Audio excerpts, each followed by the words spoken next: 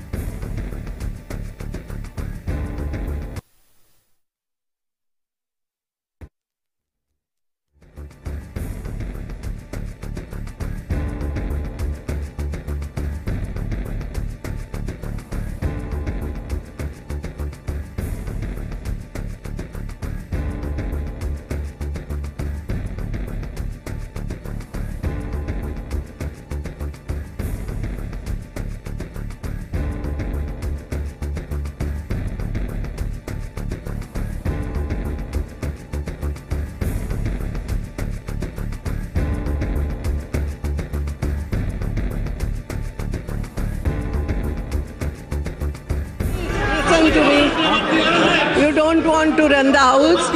I want to take no confidence motion, but you don't want to run. So please go. Today is the last day. We will have national. We will have Vande Mataram. You go to your seat, please. No, I will sanitize the house. You don't want to. You go to your seat. I'm going to. Please listen. Please. You don't want to run? It's okay. It's okay. I'm sorry. Solvi, if you don't want to run, please go to your seat. You don't want to take no confidence. You don't want to take anything. Today is the last day. You please go to your seat. No, I don't know. Yes. 16वीं Lok Sabha के 14वें सत्र के समापन पर please माननीय सदस्यगण, no they, I can't. माननीय सदस्यगण, please keep it down, keep everything down. I am on my legs, so I am requesting you to go to your seat. मैं मेरा आखिर का ये आज का सदन समाप्त करने के लिए मेरा निवेदन दे रही हूँ. I am giving my, so please go to your seat. I am requesting all of you. I am sorry. माननीय सदस्यगण, 16वीं लोकसभा का 14वां सत्र आज समाप्त हो रहा है. इस बजट सत्र का पहला भाग माननीय राष्ट्रपति द्वारा केंद्रीय कक्ष में दोनों सभाओं के एक साथ समवेत सदस्यों को 29 जनवरी 2018 को किए गए संबोधन के साथ प्रारंभ हुआ. यूनियन बजट, जिसमें वर्ष 2018-19 के जनरल एंड रेल दोनों बजट शामिल थे, 1 फरवरी 2018 को पेश किया गया. इस सत्र के दौरान कुल 28 बैठकें हुई जो 33 घंटे और 50 मिनट चली. इनमें से 7 बैठकें सत्र के पहले भाग में और 21 बैठकें दूसरे भाग में हुई. सभा ने राष्ट्रपति के अभिभाषण पर धन्यवाद प्रस्ताव पर चर्चा की. यह 10 घंटे और 43 मिनट तक चली. बहस के पश्चात यह 7 फरवरी 2018 को पारित हुआ. वर्ष 2018-19 के केंद्रीय बजट पर चर्चा 7 और 8 फरवरी 2018 को हुई. बजट पर चर्चा 12 घंटे 13 मिनट चली. सभा 9 फरवरी 2018 को स्थगित की गई ताकि स्थायी समितियां विभिन्न मंत्रालयों विभागों के डिमांड्स फॉर ग्रांट्स की जांच कर सके और उन पर अपना प्रतिवेदन प्रस्तुत कर सके. रेसेस के पश्चात बजट सत्र का दूसरा भाग 5 मार्च 2018 को प्रारंभ हुआ. दूसरे भाग के दौरान 2018-19 के लिए बजट जनरल के संबंध में रेल सहित सभी मंत्रालयों की अनुदान की मांगों को सभा में मतदान के लिए रखा गया और 14 मार्च को ये पूरी स्वीकृत हुई तथा संबंधित अप्रोप्रिएशन बिल पारित किया गया. सभा ने 14 मार्च 2018 को फाइनेंस बिल भी पारित किया. 2017-18 के लिए सप्लीमेंट्री डिमांड्स फॉर ग्रांट्स के चौथे बैच को पारित किया गया और संबंधित अप्रोप्रिएशन बिल भी पारित किया. चालू सत्र के दौरान 5 सरकारी विधेयक इंट्रोड्यूस किए गए। कुल मिलाकर 5 विधेयक पारित किए गए। उसमें निम्न है: finance bill 2018, payment of gratuity amendment bill 2017, the specific relief amendment bill 2017। सत्र के दौरान 560 स्टार्ट क्वेश्चन में से 17 प्रश्नों के मौखिक उत्तर दिए गए। इस प्रकार औसतन प्रतिदिन 0.60 प्रश्नों के उत्तर दिए गए। शेष स्टार्ट क्वेश्चंस के लिखित उत्तर 6440 अनस्टार्ट क्वेश्चन के साथ लिखित में उत्तरों के साथ सभा पटल पर रखे गए। माननीय सदस्यों ने नियम 377 के अधीन 238 मामले उठाए। इस सत्र के दौरान विभागों से संबंधित स्थायी समितियों ने 61 प्रतिवेदन प्रस्तुत किए। मंत्रियों द्वारा अन्य विभिन्न महत्वपूर्ण विषयों पर 43 स्टेटमेंट्स, नियम 199 के अधीन 1 स्टेटमेंट और माननीय संसदीय कार्य मंत्री के 3 स्टेटमेंट्स दिए गए। सत्र के दौरान संबंधित मंत्रियों द्वारा कुल 1340 पत्र सभा पटल पर रखे गए।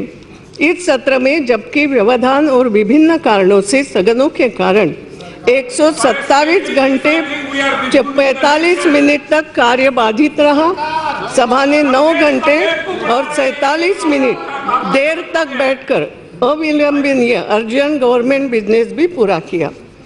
मैं केवल इतना ही कहना चाहती हूँ कि यह सभा सदस्यों के लिए जनहित तथा लोक कल्याण के मुद्दों को उठाने हेतु सर्वाधिक पवित्र मंच है। मैं माननीय सदस्यों द्वारा अपने अपने संसदीय निर्वाचन क्षेत्र के मुद्दों को उठाने से संबंधित उनकी चिंताओं को समझती हूँ, लेकिन उन्हें देश के व्यापक हितों को भी ध्यान में रखना होगा। मेरा हमेशा से यह प्रयास रहा कि समुचित सूचनाएं देने पर सदस्यों को सभा में मुद्दों को उठाने का अवसर प्राप्त हो। सकारात्मक पहलू के रूप में मैं यहाँ विशेष रूप से उल्लेख करना चाहूँगी कि सभा में गतिरोध होते हुए भी मुझे नेशनल लेजिस्लेटर्स कॉन्फ्रेंस 10 और 11 मार्च 2018 को आयोजित करने में सभी दलों का सहयोग प्राप्त हुआ। इस सम्मेलन, जिसकी थीम वी फॉर डेवलपमेंट थी, इसका उद्घाटन माननीय प्रधानमंत्री जी द्वारा किया गया। सम्मेलन के दौरान संसद और राज्य विधानमंडलों के सदस्यों तथा नीति आयोग के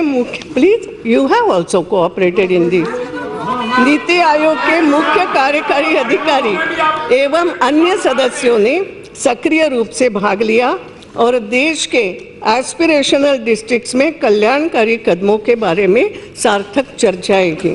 इस सम्मेलन की सफलता के मेरे लिए यह सचमुच अत्यंत हर्ष की बात है, जो इस तथ्य को रेखांकित करती है कि जब भी जनहित के महत्वपूर्ण मुद्दों की बात आती है, तब राजनीतिक मतभेदों से परे विधानमंडलों एवं सांसदों का फ्रैटर्निटी ऑफ लेजिस्लेटिव बॉडीज भ्रातृत्व उभर कर सामने आता है। पॉजिटिव इनिशिएटिव्स की बात आगे बढ़ाते हुए मैं यहाँ यह भी उल्लेख करना चाहूँगी आपकी जानकारी के लिए कि माननीय प्रधानमंत्री जी द्वारा 4 अप्रैल 2018 को वेस्टर्न कोर्ट एनेक्सी बिल्डिंग का लोकार्पण किया गया।